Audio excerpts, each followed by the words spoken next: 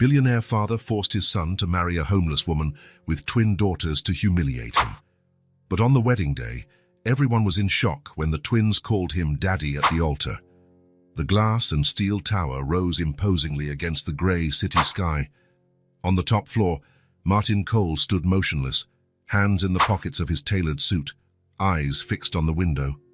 Down below, the world seemed too small for someone like him. Martin wasn't just wealthy. He was one of the most powerful men in the country. He had built his empire with calculated coldness, never letting emotions interfere with his decisions. His face, marked by deep expression lines, rarely showed any feeling. It was then that his gaze caught something that stood out from the urban landscape. A young woman sitting on the sidewalk across from the building. She didn't look older than 30. Cuddled up against her were two little girls, identical twins with dark hair and perfect curls. They must have been about 4 years old. Pathetic, he initially thought. But something about that scene made him keep watching. The woman, despite her precarious situation, maintained a silent dignity. The little ones were laughing, in spite of everything. There was a strength there that Martin recognized, even if he wouldn't admit it. His phone rang. "Mr. Cole, your son has just arrived." Martin sighed. I sent him up. While waiting, he looked back at the family on the sidewalk. A thought began to form in his mind. It wasn't compassion.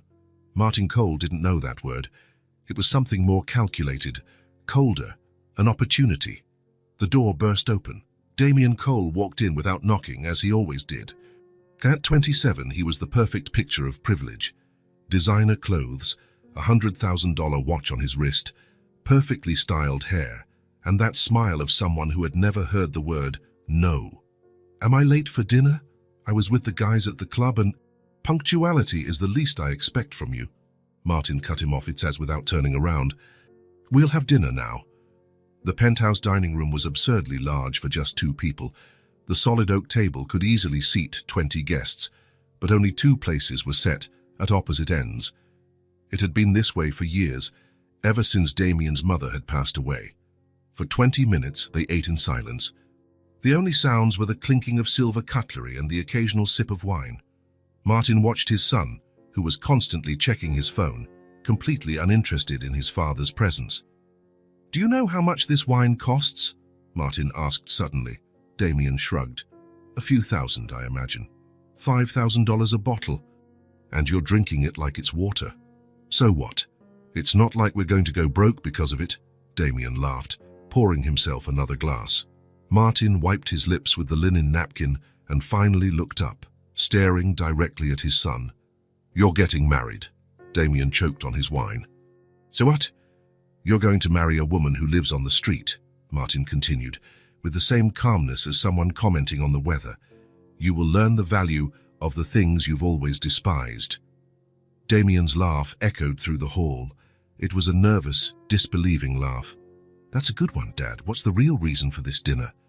Want to give me another lecture on responsibility, or is this about that incident on Peterson's yacht?" Martin remained unfazed. "This isn't a joke, nor a threat. It's a fact.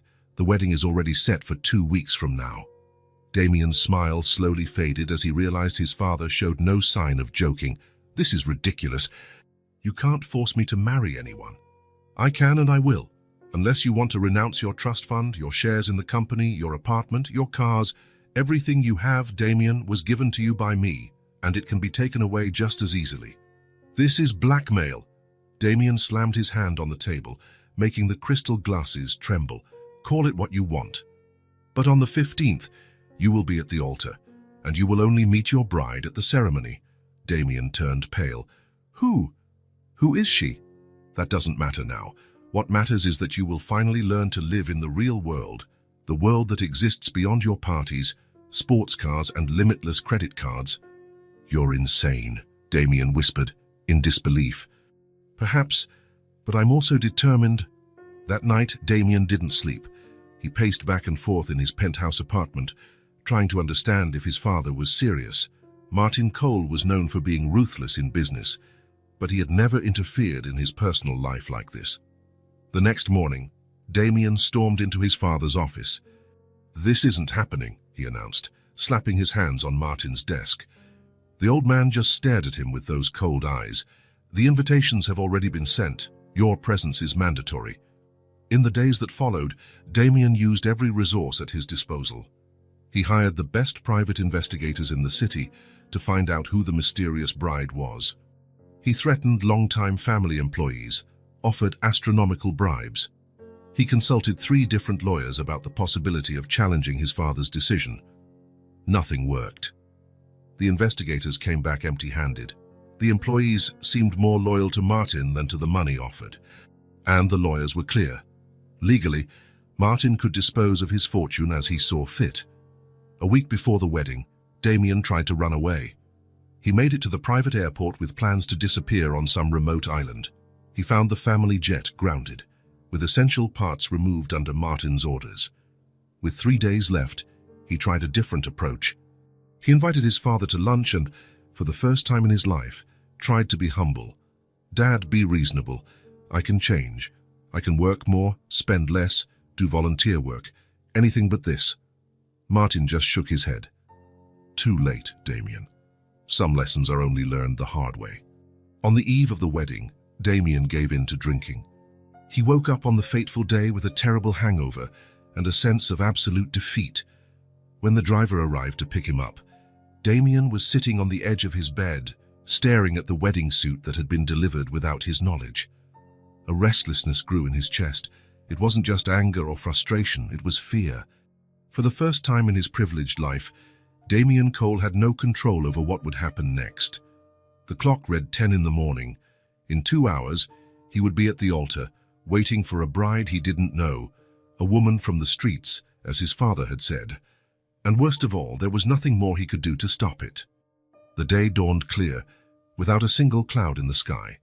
An irony that didn't escape Damien as the limousine glided through the city streets. Through the tinted window, he saw ordinary people living their simple lives. For the first time, he felt a pang of envy for those anonymous existences. St. Patrick's Cathedral loomed majestically on the corner, a historic building of stone and stained glass that the Cole family had sponsored for generations. Damien swallowed hard as the vehicle stopped. "Mr. Cole, we've arrived," the driver announced, opening the door. Damien didn't move. "Mr. Cole," the man insisted, "your father is already waiting." Resigned, Damien got out of the car. At the top of the stairs, Martin was chatting with the priest as if it were a perfectly normal day. When he saw his son, he just nodded briefly. "The groom has arrived," Martin remarked to the clergyman. "We can begin." "You still haven't told me who she is," Damien muttered through clenched teeth as they entered. Martin smiled faintly. "You'll find out soon enough." The inside of the cathedral was breathtaking. Despite the short notice, it seemed that the Coles' entire social circle was present. Bankers, politicians, celebrities, business partners, all looking at Damien with expressions that ranged from curiosity to poorly disguised pity. 300 guests, Martin informed him, as if talking about the weather. "I wanted to make sure everyone saw this moment." Damien felt his stomach sink. It wasn't enough to be humiliated by a forced marriage. His father was making a public spectacle of it. The organ began to play the wedding march, slower and more solemn than Damien remembered. He was led to the altar almost automatically, his legs moving on pure reflex. The priest smiled kindly at him, but Damien couldn't return it. "Who is she?" he tried again, in a desperate whisper to his father, who now stood beside him as his best man. "Patience," was the only reply. The minutes that followed felt like an eternity. Damien felt sweat dripping down his back, staining his expensive shirt. His eyes nervously scanned the faces in the church, trying to guess who his bride might be. Was she already there, among the guests, or was she someone so unknown that she wasn't even present? Suddenly, the cathedral doors opened. The music shifted to something softer. Damien held his breath. But it wasn't the bride. It was 2 little girls, identical twins in light blue dresses with dark hair and perfect curls. Damien recognized them immediately. They were the children he had seen with the woman on the sidewalk days ago. They held small baskets of petals, which they scattered down the aisle with childish enthusiasm. A murmur went through the crowd. Damien felt his heart race. Something was very wrong. The girls walked up to him with innocent smiles. They stopped right in front of him, looked up with big, dark eyes, and then, in perfect sync, they said, "Daddy." The word hit Damien like a lightning bolt. He felt the floor disappear from under his feet. He looked at his father, searching for an explanation, but Martin just watched the scene with attentive eyes. I never, Damien stammered, unable to form coherent sentences. Before he could recover from the shock, the music grew louder. The doors opened again, and there she was. The bride wore a simple dress, without the excesses Damien would expect from a Cole wedding. Her veil covered her face, but through the thin fabric, he could see delicate contours. She walked alone, with no one to give her away. The entire cathedral fell into absolute silence. It was as if everyone held their breath at the same time. When the woman reached the altar, Damien tried to see her face through the veil. He couldn't. His hands were shaking so much he was afraid he would drop her when the priest indicated he should lift the veil. With clumsy fingers, Damien lifted the delicate fabric, and it was then that he saw her for the first time. Deep green eyes stared back at him without fear, without shame, without anger. Her face was harmonious, with delicate features that suggested both strength and gentleness. It wasn't the manufactured beauty of the women he usually dated. It was something more natural, more real, and completely unknown to him. Damien had never seen her before in his life. "Eleanor," she said softly, introducing herself. He opened his mouth to reply, but the priest was already beginning the ceremony. "We are gathered here today." Damien barely heard the words. His mind was spinning in frantic circles. The girls had called him father. This woman, Eleanor, was supposedly his wife, and he didn't know any of them. In holy matrimony. The guests watched with expressions ranging from shock to amusement. Some whispered among themselves. Others discreetly took photos with their phones. Damien looked at his father, who maintained an impassive face. Martin's eyes said it all. There was no escape. "Damien Cole, do you take Eleanor Winters to be your lawful wife, to love and to cherish, for richer, for poorer, in sickness and in health, until death do you part?" A heavy silence fell over the cathedral. All eyes turned to him. Damien felt his throat go dry. The words were stuck. He looked at Eleanor, who was staring at him with a disconcerting serenity. He looked at the girls, who were smiling innocently. He looked at his father, whose expression left no doubt about the consequences of a refusal. "I do," he finally answered, his voice barely a whisper. The rest of the ceremony passed in a blur. Damien repeated words without registering them. He moved like an automaton. When the time for the rings came, his hands trembled so much he almost dropped the ring. Eleanor's fingers were slender, delicate. His were clumsy and sweaty. She showed no disgust or impatience. She just helped him subtly, guiding his hand to complete the gesture. "I now pronounce you husband and wife," the priest announced. "You may kiss the bride." Another moment of panic. Damien leaned in stiffly, placing the briefest, most superficial kiss possible on Eleanor's lips. Even so, he felt an unexpected warmth from that minimal contact. The applause sounded fake to his ears. Flashes went off from all sides. The twins ran to hug Eleanor's legs, looking up at Damien with innocent smiles. The reception that followed was an exercise in torture. Damien smiled mechanically at hundreds of people who congratulated him with empty words. Eleanor remained by his side, politely answering the most invasive questions. The girls played among the guests, seemingly oblivious to the drama unfolding. Martin circulated among the groups, the perfect host. From time to time, he glanced at his son, checking if he was still following the script. When the last guests finally left, Damien felt his whole body ache with tension. Eleanor sat in a nearby chair, the twins asleep in her lap. Martin approached with slow, measured steps. He took something from his pocket and held it out to his son. A key. Simple, common, made of cheap metal. "This is your new home," Martin said, with the same calm voice he would use to discuss the weather. "You'll have to learn everything on your own." "What are you talking about?" Damien asked, not taking the key. "Your new life starts today," Martin replied. "There will be no credit cards, no bank account, no penthouse apartment. Just this key, your new family, and the lessons you need to learn." "You can't be serious," Damien stammered. "I've never been more serious in my life." Martin turned to Eleanor, who was watching the scene in silence. "The car is waiting. It knows the address." And without another word, Martin Cole turned his back and left, leaving Damien, Eleanor, and the two sleeping girls alone in the enormous, empty hall. The driver drove in silence through the illuminated avenues of downtown, then through progressively narrower and darker streets. The luxury car looked more and more out of place with the surrounding scenery. Elegant buildings gave way to modest constructions, then to cramped houses, until they finally entered a neighborhood Damien would never imagine visiting voluntarily. "There must be some mistake," he muttered, as the vehicle stopped in front of a small house, squeezed between similar ones on a narrow street. 47. Oak Street, the driver confirmed, checking the address. "Mr. Cole's instructions were to drop you here." The man got out of the car and opened the trunk, taking out two worn-out suitcases that Damien had never seen before.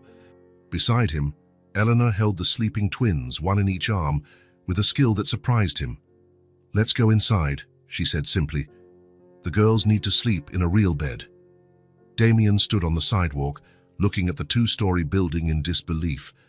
The beige paint was peeling in several places. The small porch had a broken step. One of the upstairs windows was covered with a piece of plastic instead of glass. "This isn't a joke," he said, more to himself than to Eleanor. She was already at the door, trying to balance the children while fumbling with the key in the rusty lock. Damien remained motionless until the driver cleared his throat. "Sir, I have orders to leave as soon as you are inside." Reluctantly, Damien walked up the porch steps. The wood creaked under his Italian shoes. He took the key from Eleanor's hands and, after a few frustrated attempts, managed to open the door. The smell was the first thing that hit him, a mix of must and old wood and something indefinable. It wasn't exactly unpleasant, but it was a far cry from the scent of expensive air fresheners in his apartment. Eleanor went in first, carrying the twins. Damien hesitated on the threshold, looking back just in time to see the luxury car driving away, taking with it his last link to his previous life. The living room was small and sparsely furnished. A worn-out sofa with a patched-up upholstery occupied the main wall. An armchair that didn't match anything was in the corner. A coffee table with cup rings completed the scene, along with an old television that seemed to work by a miracle. "I'm going to put the girls to bed," Eleanor informed him, climbing a narrow staircase that creaked with every step. Damien was left alone, standing in the middle of the room, not knowing what to do or where to go. He dropped the suitcases on the floor and began to explore the ground floor. The kitchen was cramped, with cabinets that had seen better days.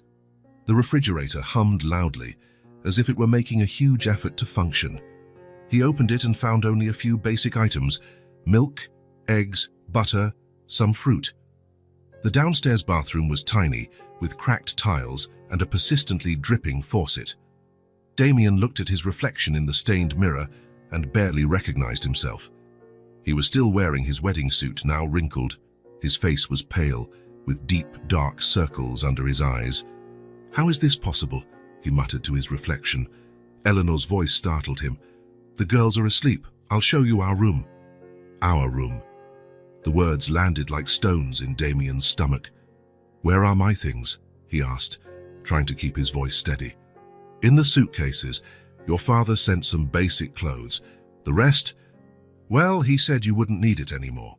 Damien followed Eleanor up the stairs, each creaking step announcing his social downfall. The upstairs hallway was narrow, with 3 doors. "This is the girls' room," Eleanor indicated the first door, which was ajar. In the dim light, Damien could see the 2 small forms asleep in a single bed, sharing the space as if it were the most natural thing in the world. "This is the bathroom," she continued, pointing to the middle door. "And this," she opened the last door, "is our room." The room was small, mostly occupied by a simple double bed with a mattress that was visibly sagging in the middle. A wardrobe with a warped door was pushed against the wall. A small dresser with 3 drawers completed the furniture. "You can use these drawers," Eleanor indicated. "I'm going to take a quick shower before bed." When she left, Damien closed the door and leaned against it, sliding down until he was sitting on the floor. The reality of the situation finally hit him with full force. It wasn't a nightmare. It wasn't a bad joke. It was his new life. He felt his phone vibrate in his pocket. It was his last connection to the real world. He grabbed it anxiously, seeing dozens of notifications, messages from friends about the bizarre wedding, news stories about the surprising turn in the life of playboy Damien Cole. He opened his banking app. All his accounts were frozen, credit cards inactive. A message from his father appeared on the screen. "I hope you're settling in well. You have 3 months to prove you can live like a responsible man. During this period, you will have to work and support your family like anyone else. At the end, we'll see if you've learned your lesson." Damien felt a fury rise within him. He threw the phone on the bed and started pacing in the cramped space. He wanted to scream, to break things, to run away from that place. Instead, he grabbed his suitcase and opened it violently.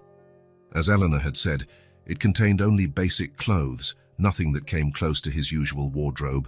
Plain jeans, simple t-shirts, cheap underwear. Not even his personal grooming products were there. He heard the bathroom door open and close. Eleanor would be back in the room any moment. Without a second thought, Damien locked the door, threw himself on the bed and pretended to be asleep. When Eleanor knocked lightly, he didn't answer. He heard her sigh on the other side of the door. "Good night, Damien," she said, before her footsteps moved away down the hall. Alone in the strange room, Damien finally allowed tears to escape. He hadn't cried since he was 8, when his father had forbidden him from showing weakness. Now he sobbed silently, a mixture of anger, shame, and fear of the unknown. At some point during the night, exhaustion won. He fell asleep still dressed, dreaming of his old life, which now seemed to have happened to someone else. The noise woke him up. Strange sounds, childish voices, laughter. Damien opened his eyes, momentarily confused by the unfamiliar surroundings. Then reality came back like a punch. Daylight streamed through the cracks in the cheap curtain. His phone showed 7:45 a.m. Normally, he would be sleeping until at least noon. He got up, his body aching from sleeping in a contorted position. He reluctantly changed his clothes, putting on a pair of jeans and a t-shirt from the suitcase. The clothes were of average quality, nothing compared to what he was used to, but not as bad as he had feared. He hesitated at the door. Part of him wanted to stay locked in there forever, but hunger and curiosity pushed him out. He turned the knob and stepped out. The smell of coffee filled his nostrils. He followed the aroma to the kitchen, where he found Eleanor making breakfast. The twins were sitting at the small table, eating colorful cereal. When they saw him, the girls smiled. "Daddy's awake," one of them said. "So good morning," Eleanor greeted him, not seeming bothered by the fact that he had locked himself in the room the night before. "Want some coffee?" Damien nodded, uncomfortable. He sat in the only empty chair, feeling too big for the flimsy furniture. "What are your name?" he asked the girls, realizing he still didn't know them. "I'm Lily," said the one on the left. "I'm Lucy," completed the one on the right. They were so identical that Damien doubted he could ever tell them apart. Both had their mother's green eyes and dark, curly hair. "Damien," he introduced himself formally, extending his hand as if he were in a business meeting. The girls laughed, amused by the gesture. "We know your name, Daddy," said Lily. Or was it Lucy? "You know I'm not really your father, right?" Damien asked, unsure how to handle the situation. Eleanor turned from the sink, her gaze suddenly serious. "Can we talk about this later?" The girls seemed oblivious to the tension, continuing to eat cheerfully. Eleanor placed a cup of coffee in front of Damien and sat down next to her daughters. "So do you have school today?" Damien asked, trying to sound casual. "It's Saturday," answered Lucy or Lily. "There's no school on Saturday, Daddy." "Of course," he muttered, embarrassed for not even knowing what day of the week it was. After breakfast, the girls ran to play in the small living room. Eleanor started washing the dishes. Damien sat there, watching. "Aren't you going to explain what's going on?" he finally asked. Eleanor dried her hands on the worn dish towel before answering. "Your father approached me 3 weeks ago. He said he wanted to teach his son a lesson. He offered a deal." What kind of deal? He would help me and the girls get off the street.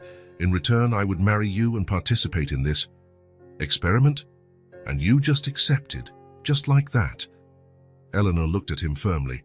Have you ever spent a night on the street, Damien? Have you ever had to choose between buying medicine for your daughters or food for dinner? He looked away, ashamed. Your father said it would be temporary. A few months, until you learned the value of things. For me and the girls, it's a chance to start over. Even if it all ends later, we will have had a roof over our heads and food on the table. Eleanor's practical coldness surprised him. There was no sentimentality in her words, just harsh reality. I'm going out, Damien announced, standing up abruptly. I need to talk to some people. Eleanor didn't try to stop him. Thanks to the spare keys hanging by the door, Damien went out into the street, taking a deep breath of the morning air. The neighborhood was even more depressing in the daylight. Small, cramped houses, old cars parked along the street, simple people starting their day. He took out his phone and started calling his friends. One after another, they all seemed suddenly too busy to help him. Some didn't even answer. Others listened to his unbelievable story and hung up with empty promises to call back later. After 2 hours of wandering aimlessly and dozens of frustrating calls, Damien returned to the house. He was exhausted, as if he had run a marathon. Eleanor was in the kitchen, preparing lunch. The girls were drawing at the living room table. Did you get any help? She asked, with no irony in her voice. No, he admitted, defeated. No one wanted to get involved. Your father is a powerful man, and you never cultivated true friendships. The observation hurt because it was true. Damien had always treated people as disposable, useful only as long as they could offer something. What are we going to do now? He asked, feeling lost. Live, like everyone else. Eleanor went back to chopping vegetables for lunch. The simple, practical gesture made him feel useless. Can I help? He offered, more out of not knowing what to do with himself than any real desire. She seemed genuinely surprised. Sure, you can heat up the milk for the girls, hot chocolate. Damien had never heated milk in his life. He always had staff for that. He watched Eleanor put the liquid in the small pot and turned on the stove, mimicking her movements. You need to stir it so it doesn't form a skin, she explained. He picked up the spoon, but his movement was clumsy. The pot slipped, spilling hot milk on the stove and the floor. Damn it, he exclaimed, frustrated. It's okay, Eleanor said calmly, grabbing a cloth. Everyone makes mistakes when they're learning. The natural way she handled the accident made him feel even worse. It was as if she was used to taking care of a third child, not a husband. After the simple but surprisingly tasty lunch, Damien tried to help clean up the kitchen. His hands, accustomed to touching only expensive and delicate objects, felt large and clumsy. The girls were watching cartoons on the old television. Eleanor was washing the dishes. Damien felt out of place, a stranger invading the established routine of this small family. He decided to explore the house more. As he walked down the narrow hallway, he tripped on something. 2 small, colorful shoes were scattered on the floor. He almost fell, catching himself on the wall at the last moment. Watch out for the girls' shoes, Eleanor warned from the kitchen. They always leave them scattered about. Damien felt a wave of frustration. In his apartment, everything had its proper place. There were never unexpected obstacles, never unpleasant surprises. Every object was carefully positioned by his cleaning staff. Here, the children's shoes were left wherever they took them off. The dishes waited to be washed. Dust collected in the corners. Life happened without filters, without intermediaries. He sat on the bottom step of the stairs, observing the small world around him. The girls absorbed in their cartoon, Eleanor efficiently finishing cleaning the kitchen, the sun streaming through the cracked window, illuminating dust particles in the air. A thought struck him with frightening clarity. For the first time in his life, he controlled absolutely nothing. He had no money to buy solutions. He had no status to demand privileges. He had no power to bend reality to his will. He was just an ordinary man in a simple house, trying not to trip over the shoes of children who called him daddy. And that terrified him more than anything he had ever faced. 3 days had passed since their arrival at the house. Damien managed to avoid Eleanor and the twins most of the time, leaving early and coming back late, wandering aimlessly through the city. The money he had in his pocket, a few crumpled bills from the wedding day, ran out quickly. He couldn't go on like this. On the morning of the fourth day, his cell phone rang. His father's name flashed on the screen. Damien hesitated, but answered. "How are you adapting to real life?" Martin asked, without any introduction. "You know perfectly well how I am," Damien answered through gritted teeth. "No money, stuck in a house that feels more like a shoebox, with people I barely know." "Exactly as planned." Martin's voice sounded satisfied. "I imagine you're in need of money." Damien swallowed his pride. "Yes, then come to my office today at 2. I have a proposal for you." The call ended before Damien could reply. He stared at the phone, torn between anger and relief. Maybe his father had finally grown tired of this cruel game. "Who was that?" Eleanor asked, entering the kitchen. She wore simple, clean clothes. Her hair was tied back in a practical ponytail. "My father. He wants to see me today." A glimmer of hope appeared in Damien's eyes. Maybe he's realized this whole situation is ridiculous. Eleanor just nodded, without commenting. She prepared a cup of coffee and offered it to him. "The girls asked for you last night," she said casually. "They wanted to know if you would read them a story." Damien felt a pang of guilt he didn't expect. I was busy." "I understand," Eleanor replied with no judgment in her voice. "They'll understand too." At 2 o'clock sharp, Damien entered the imposing building that housed the Cole Group headquarters. The security guard at the reception, who had always greeted him with deference, now looked at him with poorly disguised curiosity. "I have a meeting with Martin Cole," he announced, trying to maintain his dignity. "Your name, please?" the man asked, as if he didn't know him. "Damien Cole," he replied, annoyed. "I'm his son." The guard checked a list. "Ah, yes, Mr. Cole left instructions to send you to the 30th floor." Damien knew that path well. How many times had he gone up to his father's office to ask for more money or explain some scandal that had appeared in the tabloids? The difference was that now he felt like a stranger. In the elevator, he noticed the glances of the other employees. Some looked away, others whispered. His wedding was certainly the favorite topic in the company's hallways. Martin was waiting for him, seated behind his imposing mahogany desk. He didn't stand up when Damien entered. "Punctual," he observed. "A positive change." "Let's get straight to the point," Damien replied, sitting down uninvited. "How much longer is this punishment going to last?" Martin clasped his hands on the desk. "It's not a punishment, it's a lesson, and it will last as long as it takes for you to learn it. And in the meantime, am I supposed to live on air?" "No, you'll live off your work like most people." Damien felt his stomach sink. What work?" "I have a position for you here at the company." For a moment, Damien felt immense relief. Finally, something familiar. Maybe an executive role, something he could do sitting in an air-conditioned office. "In the stockroom," Martin completed. The silence that followed was absolute.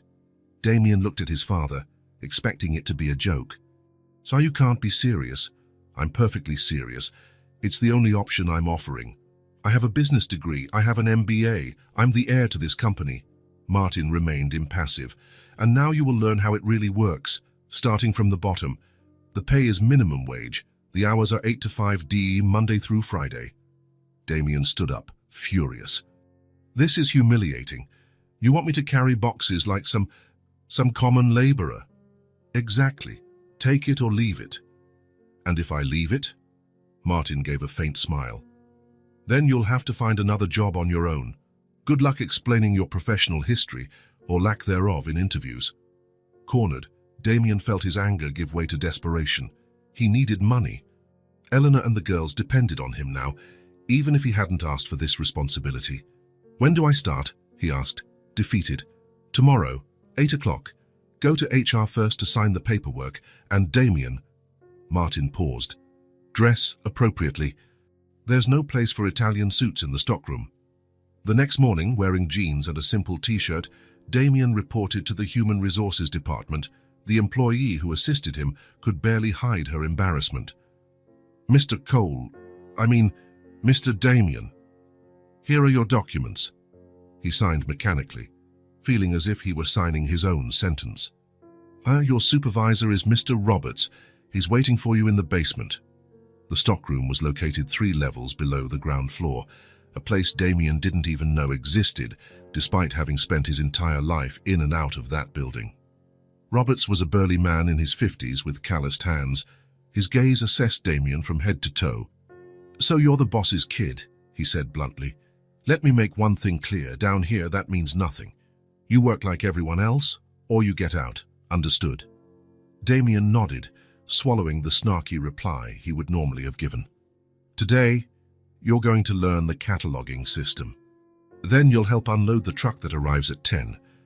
The first few hours were monotonous but bearable. Roberts explained the system of labels, shelves, and inventory control. Damien tried to pay attention, but his mind wandered. It was surreal to be there, learning to manage toilet paper and office supplies when he should have been in strategic meetings. At 10, the real work began. A truck arrived with dozens of boxes, some small and others huge. "These go to the 2nd floor, Roberts indicated, pointing to a pile. "Those to the 5th floor stock. The rest stays here." For the first time in his life, Damien felt the real weight of physical labor. His hands, accustomed only to holding golf clubs and whiskey glasses, soon began to burn.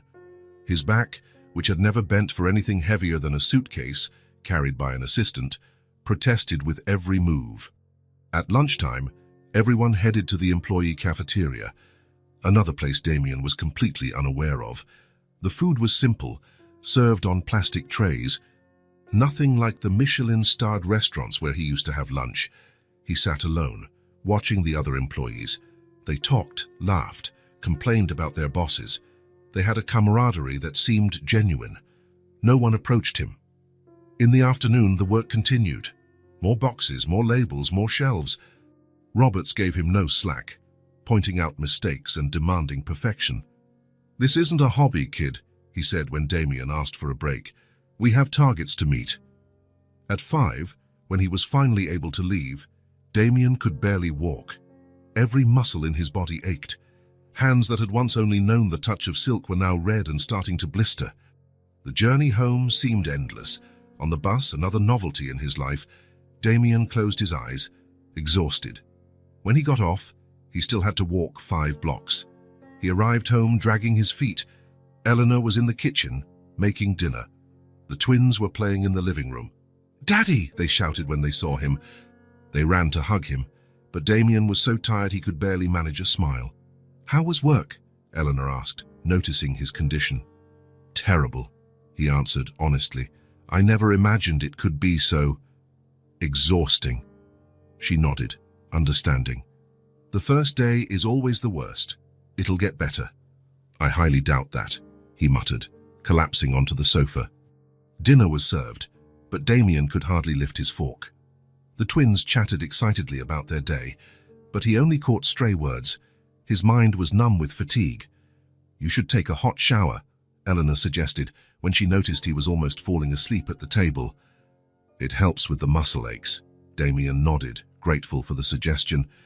The shower helped a little, but when he finally lay down, he knew he would be even worse the next morning. The 2nd day was no better, nor the 3rd.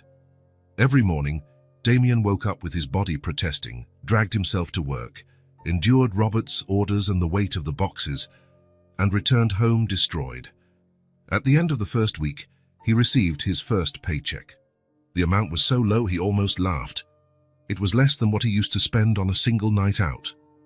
"How do people live on this?" he asked Eleanor, looking at the numbers. "With difficulty," she answered realistically, "but they live." On Sunday, his only day off, Damien didn't get out of bed until noon. When he finally got up, he realized the house was quiet. "Eleanor, girls?" he called out. No one answered. On the kitchen table, he found a note. "We went to the park. There's food in the fridge. We'll be back this afternoon." Alone for the first time in days, Damien looked around. The small house that had at first seemed like a nightmare now, strangely, offered a comfort his luxurious apartment never had. It was a lived-in, not imperfect, but real place. He sat on the worn sofa, letting the exhaustion of the week wash over him. It wasn't just physical tiredness, it was a weariness of the soul. In just 1 week, his entire worldview had been turned upside down. And the worst part, he knew that on Monday it would all start over again. 2 weeks had passed since Damien started working in the stockroom. His muscles still ached at the end of the day, but it was no longer the paralyzing pain from the beginning. His body, once shaped only by light sessions at a private gym, was now adapting to the hard labor. It was Saturday morning. For the first time, Damien woke up before the girls. The silence of the house had a comforting quality. He made coffee following the steps he had watched Eleanor take so many times. The result was a brew that was too strong, but at least he hadn't spilled anything. Through the kitchen window, he saw the small backyard. Dry leaves had accumulated in the corners. The grass grew unevenly. In his apartment, he never had to worry about this kind of thing. Now he felt a strange unease seeing the mess. In the cabinet under the sink, he found an old broom. Without much thought, he went out to the yard and started sweeping. It seemed simple. Push the leaves in one direction, gather them into piles, collect them. But the light breeze scattered the leaves as soon as he tried to group them. The broom, with its worn bristles, scraped unevenly against the ground. "Not as easy as it looks, is it?" Eleanor's voice surprised him. She was standing at the back door, a cup of coffee in her hands. "I'm managing," he replied, trying to sound confident as he struggled with a particularly stubborn pile of leaves. "If you sweep against the wind, it's easier," she suggested, with no hint of mockery. Damien tried to follow her advice. It worked better, but it was still a frustrating job. After 20 minutes, the yard was only marginally cleaner than before. His hands, already calloused from work in the stockroom, now had a new blister at the base of his thumb. "At least you tried," Eleanor said when he finally gave up. There was no criticism in her voice, just a statement of fact. The twins woke up shortly after. Seeing Damien sweaty and holding the broom, they looked at him with curiosity. "Are you cleaning the yard, Daddy?" asked Lucy, the one with a small mole near her eye, the only detail he had discovered to tell them apart. "Trying to," he admitted. "We can help," offered Lily, excitedly. Before he could answer, the two had already run inside and returned with small toy brooms. The result of their combined efforts was more chaotic than efficient, but somehow, Damien felt satisfied in the end. On Sunday, Eleanor announced they needed to go grocery shopping. "The supermarket is 4 blocks away," she explained. "I usually go alone, but if you want to help—" "Of course," Damien replied, wanting to show he wasn't completely useless. The supermarket was small and simple, nothing like the gourmet shops he used to frequent. Eleanor moved efficiently through the aisles, comparing prices, choosing items carefully. Damien followed her, pushing the cart where the twins were seated, one on each side. "Can we get cookies, Daddy?" Lily asked, pointing to a colorful shelf. "Ask your mum," he replied automatically, surprised at himself for acting like a father. Eleanor allowed only one package, explaining that they needed to save money. Damien, used to buying anything he desired, watched in fascination as she mentally calculated every expense, prioritizing the essentials. In the checkout line, the girls got restless. To distract them, Damien started making discreet, funny faces. Soon, the two were giggling, trying to imitate his expressions. A man in the next line smiled, nodding in paternal solidarity. Damien felt something strange in his chest, a silent acknowledgement that he was part of a club he never imagined he would belong to. On the way back, Eleanor divided the bags between them. Damien took the heaviest ones, feeling strangely proud to be able to help with his newfound strength. Halfway home, one of the bags tore. Cans of food rolled onto the sidewalk. Eggs broke on the ground. "Damn it!" he exclaimed, his face burning with embarrassment. Eleanor showed no irritation. "It happens," she said simply, helping to pick up what they could salvage. The twins watched, worried about his reaction. Damien took a deep breath, controlling his frustration. In another time, he would have exploded, blamed someone, demanded compensation. Now, he just accepted the small disaster and moved on. Back at home, he offered to put the groceries away. It seemed like a simple task, but he soon realized he had no idea where anything went. He put the canned goods on the wrong shelf, stored onions in the refrigerator, and left the bread in the wrong place. "You've never put away groceries before, have you?" Eleanor asked, discreetly rearranging the items he had chaotically distributed. "We had staff for that," he admitted, feeling ridiculously privileged as he said the words. She smiled slightly. "Well, it's never too late to learn." In the following weeks, Damien began to notice small changes in himself. He no longer got so lost in the kitchen. He could fold clothes in an acceptable manner. He learned that onions didn't go in the fridge and that sugar was kept in the cabinet near the stove. At work, Roberts was still demanding, but he no longer treated him like a complete incompetent. The other employees started talking to him during lunch, especially after he stopped mentioning his last name or his previous life. At home, the twins seemed more and more comfortable with his presence. One afternoon, coming home from work, he found them waiting at the gate. "Daddy, look what we found!" exclaimed Lucy, holding out a makeshift bouquet of dandelions and other wildflowers picked from a nearby flower bed. "They're beautiful," he replied, accepting the gift seriously, as if they were imported roses. "We picked them especially for you," added Lily, her eyes shining with pride. That night, the wildflowers adorned a glass of water on his bedside table. Damien looked at them for a long time before falling asleep. No one had ever given him flowers before. He was usually the one sending expensive arrangements to impress some fleeting conquest. As the days went by, the girls began to ask questions about his work. "Do you carry very heavy boxes, Daddy?"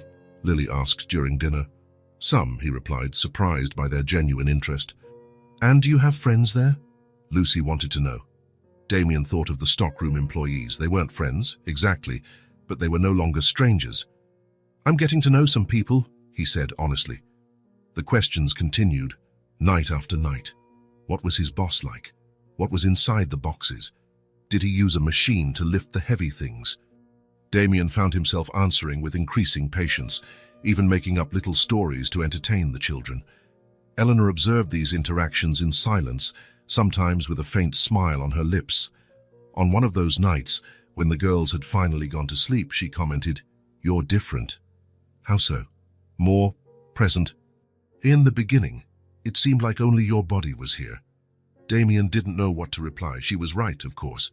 In the first few weeks, he had been living on autopilot, waiting to wake up from this nightmare, or for his father to finally give in.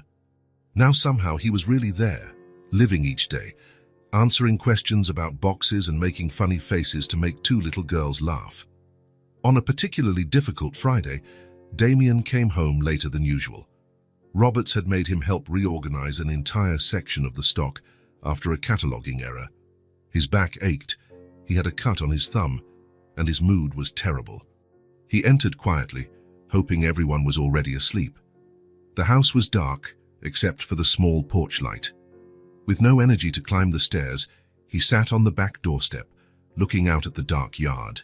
The night was clear, with stars visible even with the city's light pollution. He took a deep breath, trying to let the day's tension dissipate. In the silence, he heard a faint creak of the floorboards. He turned and saw the twins in their pajamas, standing at the door. "Shouldn't you two be asleep?"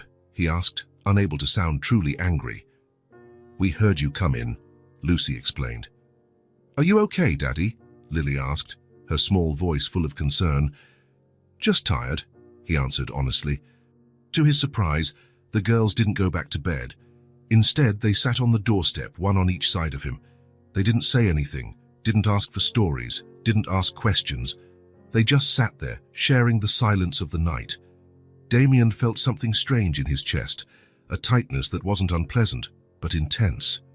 He looked at the two dark heads, their serious little faces turned towards the stars, and realized that these children genuinely cared about him. Not about his money, not about his last name, not about what he could give them, just about him. After a few minutes, Eleanor appeared at the door. Damien expected a scolding for keeping the children awake, but she just smiled softly. "5 more minutes, girls," she said. "Then bed." When the twins finally got up, they each gave Damien a quick kiss on the cheek before running inside. He remained frozen, touching the spot on his face where he still felt the warmth of their small lips. "They like you," Eleanor commented, sitting where Lucy had been. Kids are like that, they see beyond appearances. I don't deserve this, Damien confessed, his voice low. It's not about deserving, she replied. It's just how the heart works. The days began to find their own rhythm. The work was still hard, but Damien no longer hated it completely.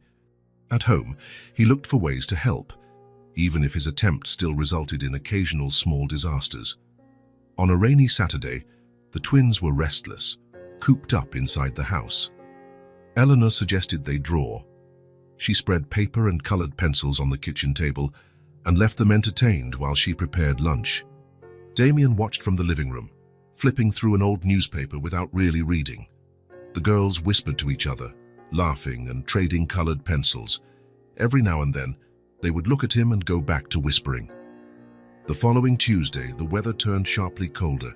Autumn was advancing, bringing biting winds and grey skies.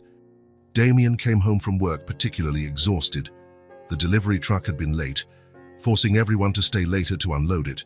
When he opened the door, he felt the welcoming warmth of the house. The smell of home-cooked food filled the air, but what caught his attention were the twins, who, as soon as they saw him, ran in his direction, holding something in their hands. "Daddy, Daddy, we made a drawing for you," shouted Lily, almost tripping in her haste. "Look, it's us," added Lucy, holding out a colourful piece of paper. Damien knelt on the floor, too tired to bend over, and took the paper carefully. It was a simple drawing made with childish strokes and vibrant colours. 4 figures holding hands, a woman with long hair who could only be Eleanor, a tall man in what looked like a company uniform, and 2 small, identical girls, one on each side of the adults. "Look, this is Mommy," Lucy explained, pointing. "This is you in your work clothes," Lily continued. "And this is us," they said together, pointing to the smaller figures. "Are you made this for me?" Damien asked, his voice strangely choked up. "Yes," Lucy answered, excited. "Do you like it?" "It's for you to put up at work," Lily explained. "Our teacher at school said that dads like to take drawings to work." Damien looked at those childish strokes, at that representation that was so simple and yet so profound. A family. His family, at least in the eyes of these children. The twins moved closer, leaning their small shoulders against his, looking at the drawing with evident pride.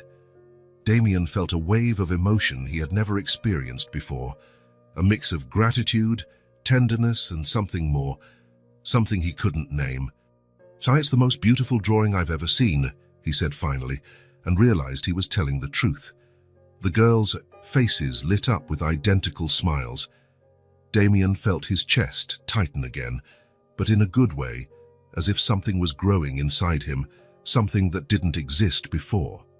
That night, after everyone had gone to sleep, Damien sat on the edge of the bed looking at the drawing.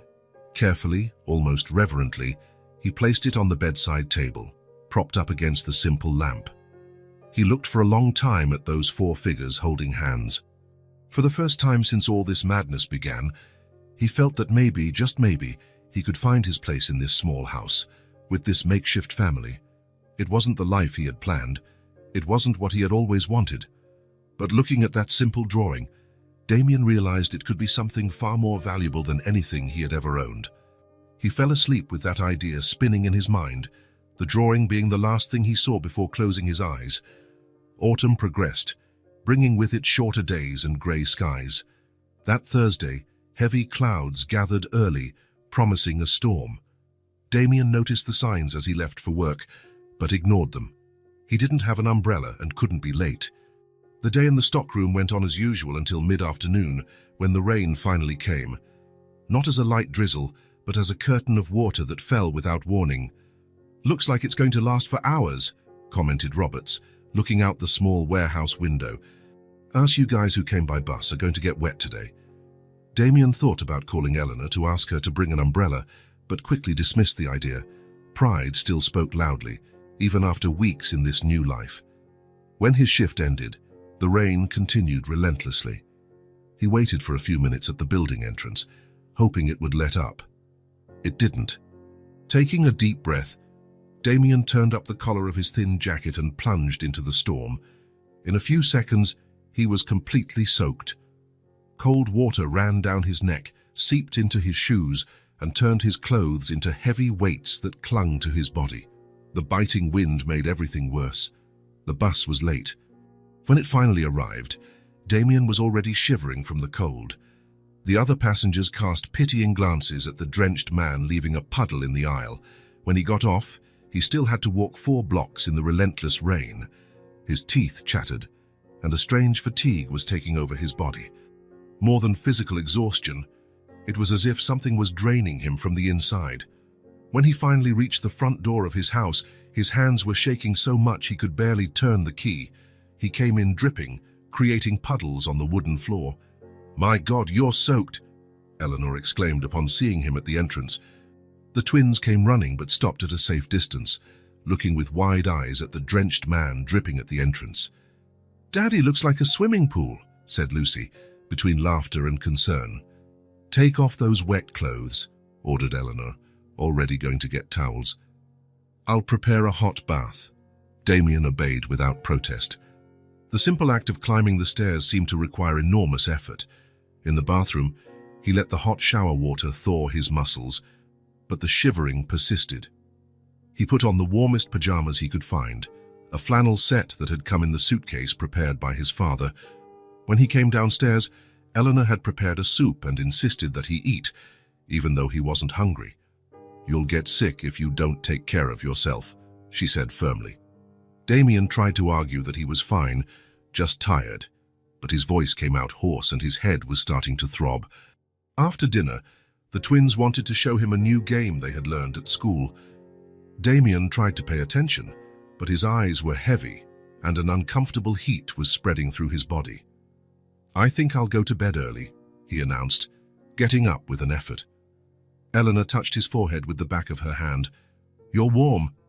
"I think you have a fever." He tried to deny it, but a violent shiver contradicted him. He went up the stairs, leaning on the railing, feeling his legs weak. He collapsed onto the bed, feeling the world spin slightly. The night progressed, and with it came a real fever. Damien alternated between suffocating heat and cold shivers. His head throbbed, his throat burned, and a dry cough began to bother him. Semi-conscious, he noticed when Eleanor entered the room. He felt a cold compress on his forehead and heard the clinking of a cup being placed on the bedside table. "Drink this," she said, helping him sit up. "It's tea with honey and lemon. It will help your throat." Damien drank obediently, grateful for the hot liquid that momentarily soothed the burning sensation. "Thank you," he murmured, surprised at how such a simple word could be so difficult to pronounce at that moment. Eleanor just nodded, replacing the compress with a new one. Her movements were efficient, yet gentle. Hands that knew how to care, that had faced nights like this before. At some point, he heard small voices at the door. "Can we come in, Mummy?" "Just a minute," Eleanor replied. "Daddy is sick and needs to rest. We brought something to make him feel better." The door opened wider, and the twins entered carrying something between them, a wool blanket, slightly frayed at the edges, but clearly the best the house owned. "It's our special blanket," explained Lily, as the two of them spread it over Damien. "We use it when it's very cold." "It will make you better, Daddy," Lucy assured him, with the unwavering certainty that only children possess. Damien wanted to say something, to thank them, but the fever clouded his thoughts. He managed only a weak smile as the girls carefully arranged the blanket around him with solemn care. "Now you two need to sleep," said Eleanor, leading them out. "Tomorrow you can see how Daddy is doing." The night progressed in lapses of consciousness. Damien felt when Eleanor changed the compresses, when she helped him drink more tea, when she checked his temperature.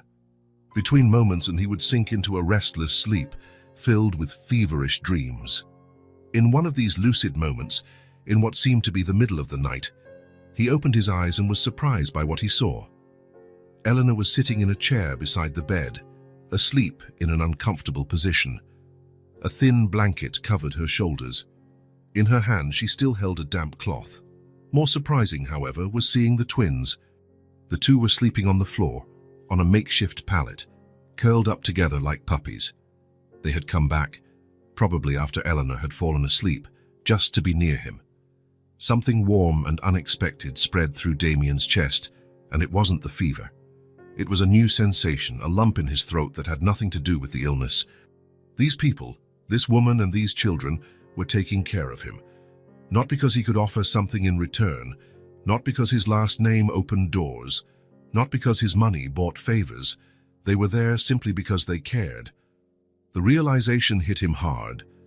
In his entire privileged life, surrounded by luxury and self-serving people, he had never experienced anything like this genuine care, this selfless love. He felt a tear run down his feverish face. He closed his eyes, letting that new sensation lull him back to sleep. The next morning, the fever had subsided a bit. Damien still felt weak, but the worst was over. When he opened his eyes, the room was empty. Eleanor and the girls had already left. With an effort, he got up and went downstairs. He found the family in the kitchen, having breakfast. The girls ran to him as soon as they saw him. "Daddy's better," shouted Lucy, hugging his legs. "Our special blanket worked," added Lily, proudly. "Now you should be in bed," Eleanor chided, but without severity. "I'm better," he replied, his voice still hoarse. "And hungry." She smiled, pulling out a chair. "That's a good sign." The girls went to school, accompanied by a neighbor who also took her children. Eleanor called Roberts, explaining that Damien was sick and wouldn't be coming to work. To his surprise, the supervisor was understanding. "Tell him to get well properly," he heard Eleanor repeat Roberts' words.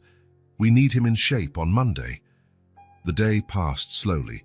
Damien alternated between periods in bed and moments in the living room, wrapped in the girls' blanket. Eleanor worked from home, sewing pieces for a local shop, a job he didn't even know she had. At night, when the twins were already asleep, Damien couldn't fall asleep.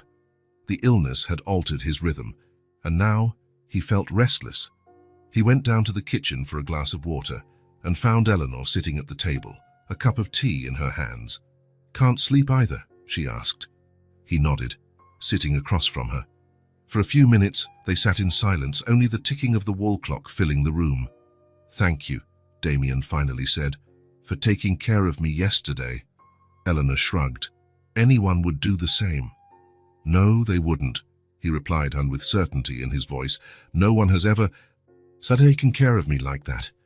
She watched him over the rim of her cup, her green eyes attentive. "The girls were really worried about you," she commented.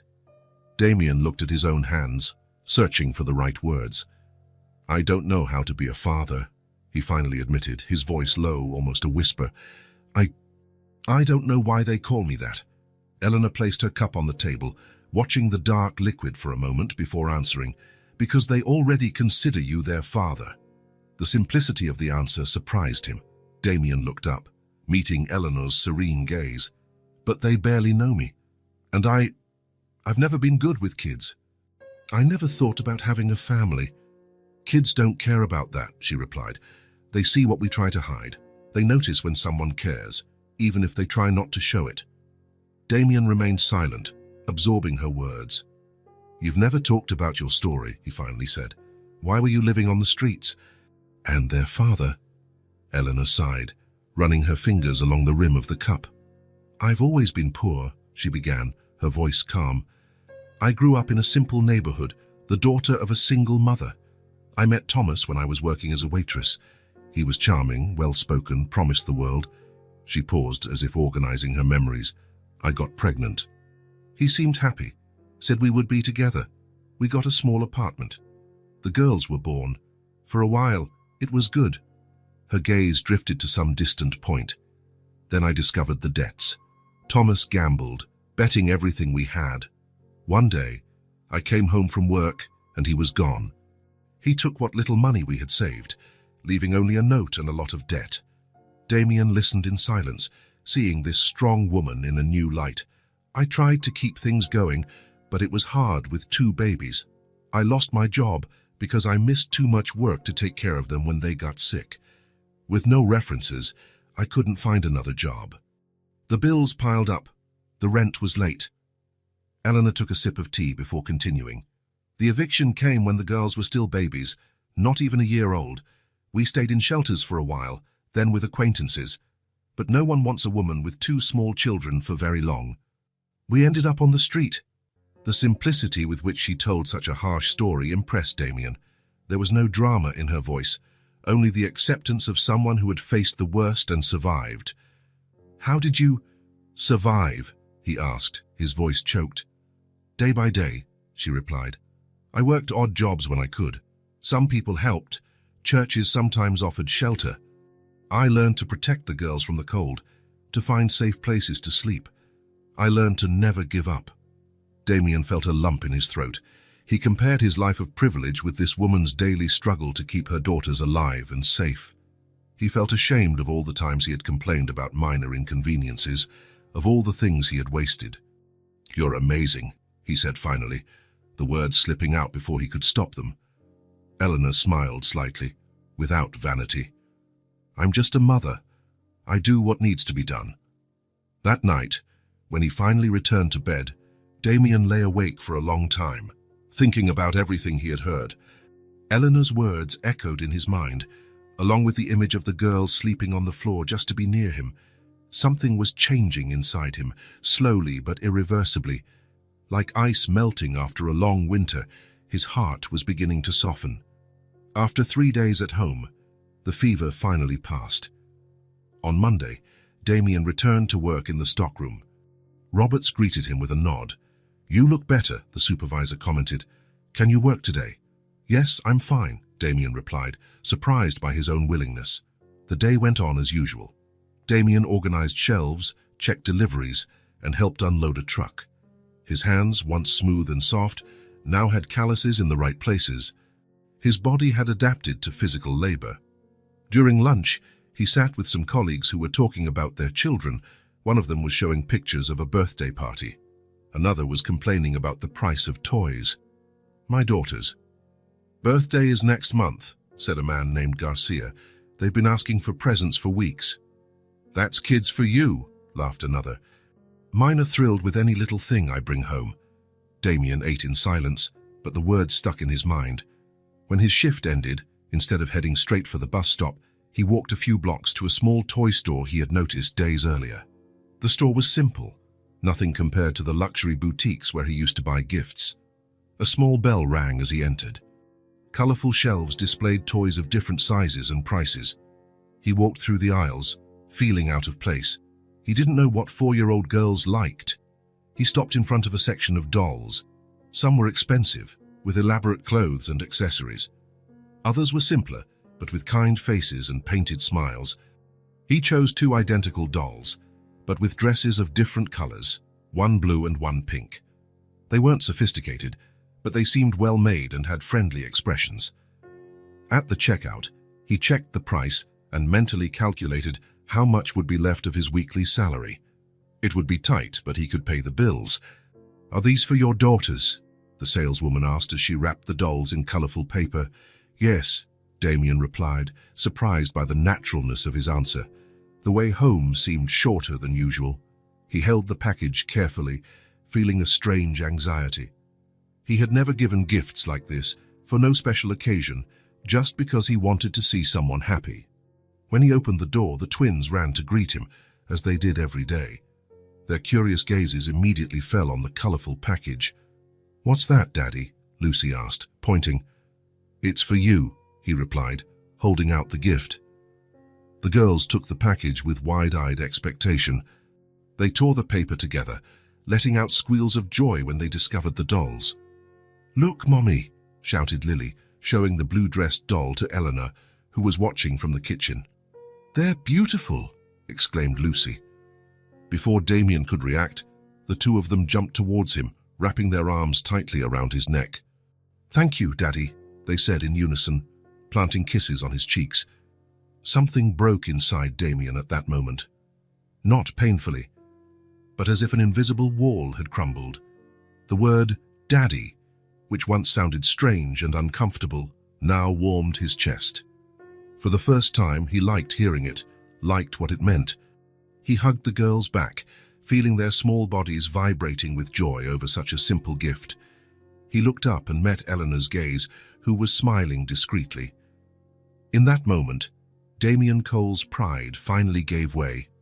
It had been almost 2 months since Damien started working in the stockroom. Winter was ending, bringing longer days and a shy sun that was beginning to warm the city. On a seemingly ordinary Wednesday, Roberts approached as Damien was organizing a shipment of supplies. "Cole, I have a message for you," the supervisor said, holding out a small folded piece of paper. "The president wants to see you in his office. Today at 2. Damien felt a pit in his stomach. Since the beginning of this experiment, as he mentally called his new life, Martin had kept his distance. He watched from afar, without interfering, without commenting. What could he want now? "Is there a problem?" he asked Roberts. The man shrugged. "He doesn't tell me what goes on in that head of his. But you've been doing a good job here, better than many who were born carrying boxes." Coming from Roberts, that was practically a declaration of love. Damien nodded, trying not to show his anxiety. The rest of the morning dragged on. At lunch, he ate mechanically, thinking about the possibilities. Had his father finally tired of the experiment? Was he ready to give him back his old life? And more importantly, did he still want that life back? At 2 o'clock sharp, after washing his face and trying to tidy up his uniform as best he could, Damien knocked on the imposing door of the presidential office. "Come in," came the familiar voice. Martin Cole was standing by the huge panoramic window, observing the city 30 floors below. He didn't turn around immediately when Damien entered. "Sit down," he indicated, still with his back to him. Damien obeyed, noticing how the leather armchair, which once seemed so common to him, was now an almost strange luxury after months of plastic chairs and hard benches. Martin finally turned around. His attentive eyes scanned his son from head to toe, noticing every detail: the simple but clean uniform, the now calloused hands, the less arrogant posture, the more direct gaze. "How long has it been?" Martin asked. 53 days, Damien replied, without needing to think. He had counted every one of them. Martin nodded, returning to his chair behind the imposing desk. For a long moment, he just watched his son in silence, as if searching for something in his face. "Roberts gives me weekly reports on you," he said finally. "He says you're punctual, that you don't complain about the hard work, that you learn quickly. He also says the other employees like you, that you eat with them in the cafeteria, that you talk normally, without airs of superiority." Damien didn't know what to reply. It felt strange to be praised for such basic things, treating people like people. "So?" he asked, when the silence stretched on. Martin leaned forward slightly. "I had cameras installed in the house." The revelation hit Damien like a punch. "Are you spied on us?" he asked, feeling a mixture of indignation and shame. "I needed to know if you were just faking it, if you were only treating the girls and Eleanor well when you thought someone might be watching." Damien felt his face grow hot. The idea that private moments, the disastrous attempts at cooking, the playtime with the twins, the late-night conversations with Eleanor, had been observed bothered him deeply. "And what did you discover?" he asked, trying to control his irritation. "That you weren't faking it," Martin replied, and there was something different in his voice, a tone Damien didn't recognize. "I saw you trying to fix the faucet on a Sunday. I saw you playing with the girls on the living room floor. I saw you burn dinner and then clean it all up without complaining." Martin paused, as if organizing his thoughts. "I thought you wouldn't last," he continued, his voice softer. "I thought in a week or two you'd be begging to go back to your old life. But I was wrong." He took a significant pause. "I'm proud." The words hung heavily between them. In his entire life, Damien couldn't remember hearing that phrase from his father. Martin Cole was not a man for compliments or displays of affection. "You've changed," Martin went on. "I'd not just on the outside, but on the inside." Damien held his father's gaze, not looking away as he used to. There was a strange calm inside him, the calm of someone who had finally found his place.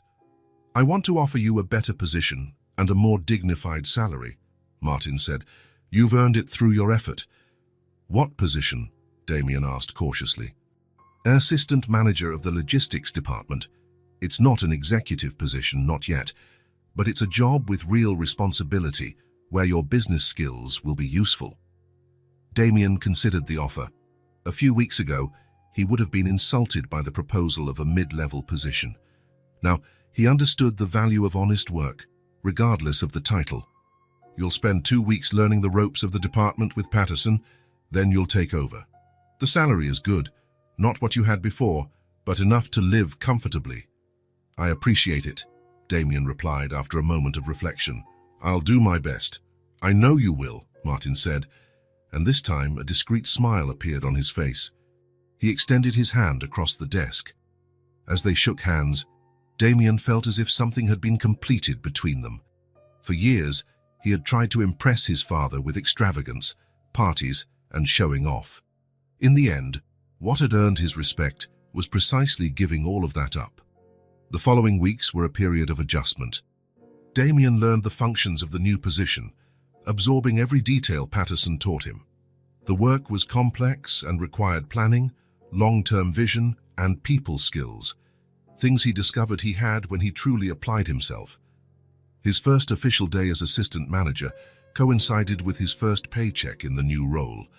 Seeing the payslip, Damien felt a mix of emotions. It was far less than he used to spend on a single night out, but it was his, earned with honest work, sweat, and dedication. That evening, he returned home later than usual. He found Eleanor in the kitchen, preparing dinner while the twins colored at the table. "Daddy!" the two shouted when they saw him, running to hug him. Damien knelt to receive them, feeling that wave of affection that still surprised him. After the hugs and kisses, he gave them small chocolates he had bought on the way, a ritual they had established for days when he arrived late. "How was the first day?" Eleanor asked, as she served the soup she had prepared. "Different," he replied, thoughtfully. "It's strange giving orders after so long taking them." "You'll get used to it," she smiled. "You have a natural way with leadership." The compliment caught him by surprise. Eleanor was not one for gratuitous comments. "I brought something for you too," he said, handing her a small package. Eleanor opened it with curiosity. It was a delicate silver necklace with a simple heart-shaped pendant.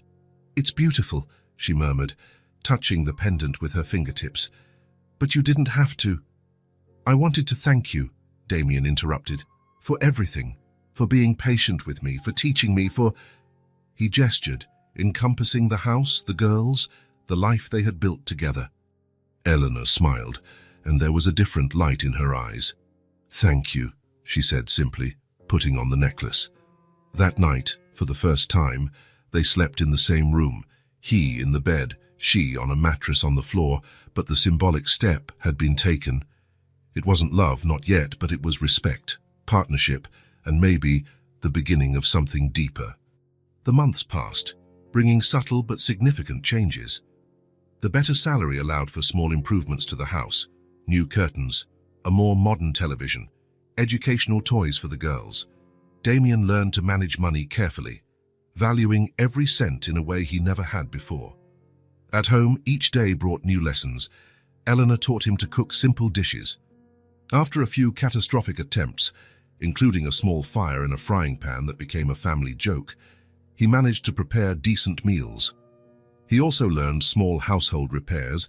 Mr. Thompson, a retired neighbor, showed him how to change faucets, fix hinges, and repair minor leaks. The first time he fixed the pipe under the sink by himself, he felt a pride he had never experienced when closing million-dollar deals. The twins were growing, fascinating in their development. Damien followed every small progress, new drawings, words learned, skills acquired. He knew that Lucy was afraid of thunder and calmed down when he told her stories about magic bears. He knew that Lily loved to sing and dreamed of having a piano like the one at school. His relationship with Eleanor evolved slowly. It was not a conventional romance. They had started at the end, with an arranged marriage and daughters that were not biologically his, but day by day they built something genuine. They talked about work during dinner, discussed the small decisions of the day, and planned for the future with cautious hope. On an especially quiet Friday, after a simple but tasty dinner, the girls asked Damien to read them a story. It was a ritual they had established on Fridays. He would read an extra chapter before bed. "Which book today?" he asked, sitting on the worn living room rug. "This one," exclaimed Lucy, bringing a colorful book about a family of bears, their favorite. Damien smiled, getting more comfortable. The twins sat next to him, one on each side, resting their heads on his arms. Eleanor watched from the armchair, knitting a scarf for the coming winter. He opened the book and began to read, giving different voices to each character. He knew the story by heart. They had read it countless times, but he feigned surprise at the right moments, just to see the girls' eyes widen with excitement. When he finished, he closed the book slowly. The twins were relaxed against him, their eyes heavy with sleep, but with that satisfied glow of children who have received exactly what they wanted. "Time for bed," Eleanor announced, putting away her knitting. "Just 5 more minutes, Mommy," pleaded Lily, snuggling closer to Damien. He put his arms around both of them, feeling their small hearts beating against his chest. A wave of emotion washed over him, so intense it almost hurt. These children, whom he had been calling his daughters for months, had truly become his daughters. This simple house had truly become his home. "I love you," he said suddenly, the words slipping out before he could think. His voice came out hoarse, laden with contained emotion. The twins lifted their faces, looking at him with those identical green eyes, inherited from their mother. They smiled at the same time, as only twins can. "We love you too, Daddy," they replied in unison, as they did when something was very important. Damien felt tears in his eyes. He who hadn't cried since childhood, he didn't try to hide them. He hugged the girls tighter, feeling a happiness he had never imagined possible. In that instant, he understood that he had never been so happy. Autumn brought golden leaves and shorter afternoons. On a particularly pleasant Sunday, Damien was enjoying the day with his family. In the morning, they had gone to the small neighborhood park, where the twins played on the swings, while he and Eleanor talked about plans for the upcoming holiday.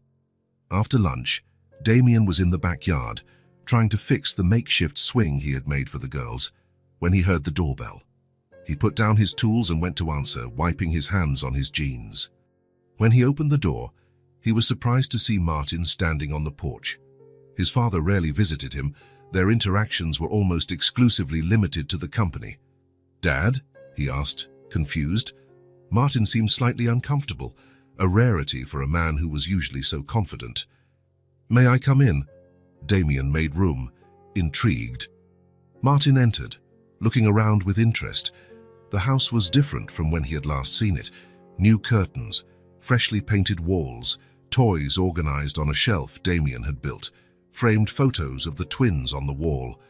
"It's different," Martin commented, "more welcoming." "We've made some improvements," Damien replied. "We painted the walls. I fixed the hallway floor. Eleanor made the curtains." The sound of childish laughter came from the kitchen, where Eleanor and the twins were making cookies. The girls, hearing the unfamiliar voice, came curiously into the living room. They stopped at the entrance, observing the visitor with the disarming frankness of children. "Show your grandpa," said Lucy. It wasn't a question, but a statement. Martin seemed momentarily speechless, surprised by the title. Yes, I am. Daddy talks about you," Lily informed him, approaching without shyness. "He said you have a very tall office, where you can see the whole city." Martin looked at Damien, one eyebrow raised in a silent question. "They're curious," Damien explained with a shy smile. "They want to know where I come from, what my life was like before." Eleanor appeared at the kitchen door, her hands covered in flour. "Mr. Cole," she greeted with a polite nod. "What a surprise." "I hope I'm not interrupting," Martin replied, with a formality that seemed out of place in the homey environment. "We're making cookies," Lucy explained. "Do you want to try some later?" "I would like that very much," he replied, with a gentleness that surprised Damien. As Eleanor returned to the kitchen to make coffee, Martin took an envelope from the inside pocket of his jacket and handed it to Damien. "This is why I came," he said. "Are you ready for the next step?" Damien took the envelope cautiously. Inside, he found a key and property documents. His name and Eleanor's were listed as the owners of a house at 28 Magnolia Street. "What is this?" he asked, although he already knew the answer. "A house," Martin replied simply. 3 bedrooms, a backyard, near a good school. Nothing extravagant but comfortable. But we don't need— You earned this with your hard work and courage, Martin interrupted. Now it's time to start a new chapter. Eleanor returned with the coffee, immediately sensing the tension in the air. Did something happen? She asked, placing the tray on the table. Damien handed her the documents in silence. She examined them carefully, her eyes gradually widening. Is this a house? She asked, looking at Martin. For you, he confirmed. Modest, but clean, comfortable, and dignified. The fruit of Damien's effort. The twins, sensing the importance of the moment, approached silently, cookies half forgotten in their small hands. Are we moving, Mommy? Lucy asked. To a new house, Lily added. Eleanor looked at Damien, who was still holding the key as if it were something precious and fragile. Yes, he finally replied. We're moving.